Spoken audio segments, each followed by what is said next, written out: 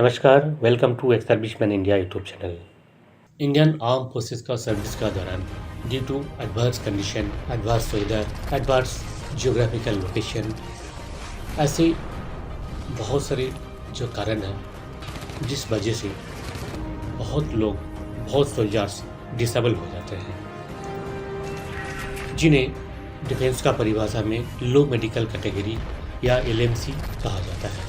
ऐसे जो LMC personal है, इनको रिटायर होने के बाद डिसेबल सोल्जर भी कहा जाता है। सो फ्रेंड्स, आज का वीडियो में जो डिस्कशन का विषय है, इस चैनल का बहुत व्यूअर्स ने ये सवाल रखा है कि अगर एलएमसी हो जाते हैं सर्विस का दौरान तो सिविल एम्प्लॉयमेंट में इसका क्या इफेक्ट होता है। सो फ्रेंड्स, आज इस वीडियो में डिटेल में बताएंगे। आर्मी, नेवी या फोर्स में जहाँ कहीं भी आप सर्विस कर रहे हैं, आप एलएमसी हो जाते हैं और आपको जो है रिटायर होना पड़ता है, या तो कलर सर्विस के बाद या फिर आप बिफोर कलर सर्विस, यानी कि प्रीमेच्योर रिटायरमेंट या फिर मेडिकल इनवैलिडमेंट या मेडिकल रिलीज़, जो भी जैसे भी हो आपको फौज छोड़ के अगर आना पड़ता है तो सिविल में आने के बाद इसका क्या इफेक्ट है। क्या इसके वजह से आपको कोई परेशानी का सामना करना पड़ेगा या फिर इसके वजह से आपको कोई एडेड एडवांटेज मिलेगा, ये सारी बातें आज इस वीडियो में देखेंगे। पर मेन वीडियो में जाने से पहले आपसे रिक्वेस्ट है, अगर इस चैनल को आपने अभी तक सब्सक्राइब नहीं किया तो जरूर सब्सक्राइब करें, लाइक करें, शेयर करें। सो फिर सबसे पहले हम देख लेते हैं जो कि एलएमसी जो पर्सनल है, इनका जो डिसेबल पर्सनल है, इनको जो है दो कैटेगरी में हम डिवाइड कर सकते हैं। फर्स्टली, एक एलएमसी होता है जिनका डॉक्यूमेंट्री एविडेंस जो रहता है, यानी कि AFMS 15, जहाँ पे आपका फर्स्ट टाइम जब आप एलएमसी होते हैं, आपका डिसेबिलिटी को असेस किया जाता है। उसमें मेंशन होता है कि आपका जो डिसेबिलिटी है ये एट्रीब्यूटेबल है या नहीं है, एग्रीवेटेड है या नहीं है। एट्रीब्यूटेबिलिटी का मतलब है due to your military service आपका जो डिसेबिलिटी हुआ है। जैसे कि आप मान लीजिए एक्सरसाइज में जा रहे हैं और आप जो है लोडिंग अपलोडिंग कर रहे हैं बक्से या इक्विपमेंट, और एक बक्सा आपका पैर पे गिर गया और आपका फ्रैक्चर हो गया, तो ये क्या हुआ, एट्रीब्यूटेबल टू मिलिट्री सर्विस हो गया।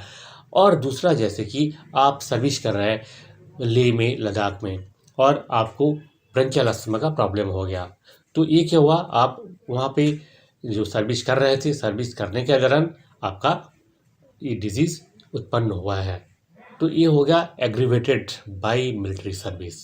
सो ये दोनों में से कोई ना कोई एक अगर क्राइटेरिया है तो उनका जो डिसेबिलिटी है, उनको कुछ पेंशन भी मिलता है और भी कुछ सुविधाएं मिलती है। और दूसरे कैटेगरी का जो होता है एलएमसी, वो ना तो एट्रीब्यूटेबल होता है ना ही एग्रीवेटेड होता है। इस टाइप का जो एलएमसीज होता है, neither attributable nor aggravated by military service, इनको पेंशन नहीं मिलती है, यानी कि इनको डिसेबिलिटी पेंशन नहीं मिलती है। अगर इनका क्वालिफाइंग सर्विस है तो इनको सर्विस पेंशन मिलता है, क्वालिफाइंग सर्विस नहीं है तो इनवैलिड पेंशन मिलता है, बट इनको डिसेबिलिटी पेंशन नहीं मिलता है। अब देखते हैं एलएमसी पर्सनल जब रिटायर होते हैं। मान लीजिए कोई एलएमसी पर्सन रिटायर होकर आया हुआ है, तो उनके सामने जो ऑप्शंस रहता है एक सर्विसमैन के लिए, जैसे कि जॉब्स के लिए एक सर्विसमैन का मेन जो इशू रहता है वह है सेकेंड कैरियर में कैसे सेटल हो। तो सेकेंड कैरियर में सेटल होने के लिए जहाँ कहीं भी एक सर्विसमैन कोटा मिलता है, वो सारे कोटा एक सर्विसमैन का जो भी कोटा है वो डिसेबल एक सर्विसमैन कोटा के लिए भी एप्लीकेबल होता है, इरेस्पेक्टिव ऑफ या सब सर्विस रेंडर्ड इन आर्म फोर्सेस। आप आर्म फोर्सेस में कितने साल सर्विस किया, इन पर डिपेंड नहीं करता है आपका एक सर्विसमैन कोटा। डिपेंड करता है आप आर्म फोर्सेस से रिलीज़ होने के बाद आपको कोई ना कोई पेंशन मिलना चाहिए, या तो डिसेबिलिटी पेंशन मिल रहा है, इनवैलिड पेंशन मिल रहा है, या फिर आपको सर्विस पेंशन मिल रहा है। कोई ना कोई अगर एक पेंशन आपको मिलता है तो you are counted as an ex serviceman. So friends, ex serviceman का जो सारे कोटा है वो आपके लिए लागू है। अब है एक्सेप्टेबिलिटी, कौन से जॉब के लिए आप अप्लाई कर सकते हैं, कौन से जॉब के लिए अप्लाई नहीं कर सकते हैं।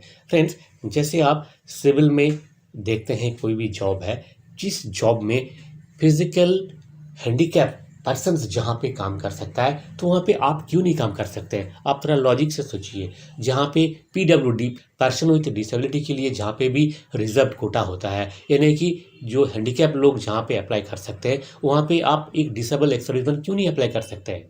तो इस नज़र से आप अगर आप सोचेंगे तो आपको अपने आप जवाब मिल जाएगा। आप उन सारे जगह में अप्लाई कर सकते हैं एक्सेप्ट फोर्सेस का जो जॉब होता है, जैसे कि पैरामिलिट्री में आप अप्लाई नहीं कर सकते हैं, पुलिस सर्विस में आप अप्लाई नहीं कर सकते, या फिर बैंक का जो गार्ड जॉब होता है, इस टाइप का जो जॉब यहाँ पे फिजिकल एक्टिविटी रहता है, उस टाइप का कोई जॉब में आप अप्लाई नहीं कर सकते। बाकी सारे काम, पूरी दुनिया आपके सामने खुली है।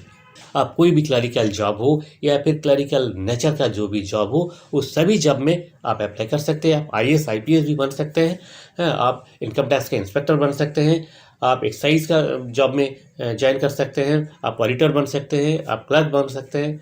कोई भी जॉब हो, सारी जगह में आप अप्लाई कर सकते हैं, कहीं कोई मनाही नहीं है।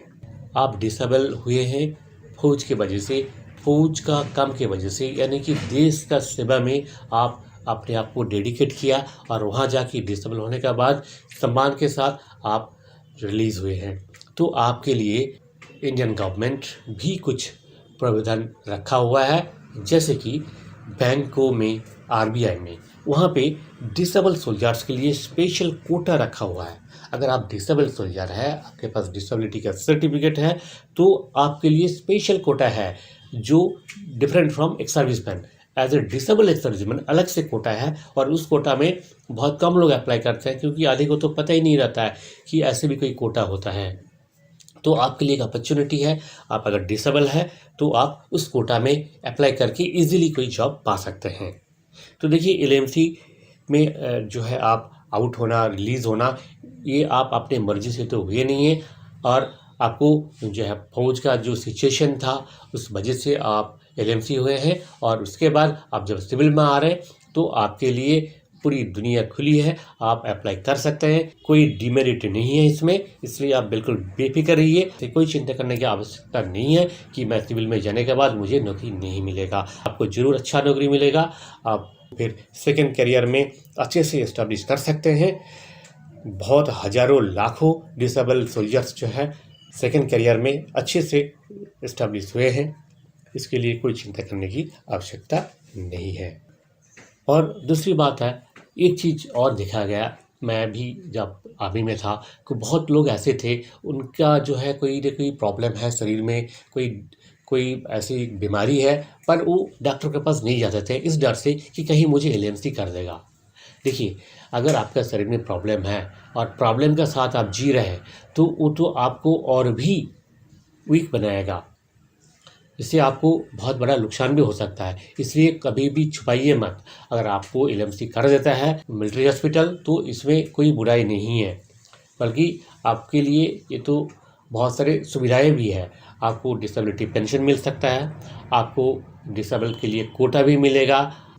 ज़िंदगी जीते रहिए टेंशन फ्री होके और अपने करियर में आगे बढ़िए। इसी उम्मीद के साथ आज का वीडियो ख़त्म करते हैं यहीं पे। जय हिंद, जय भारत।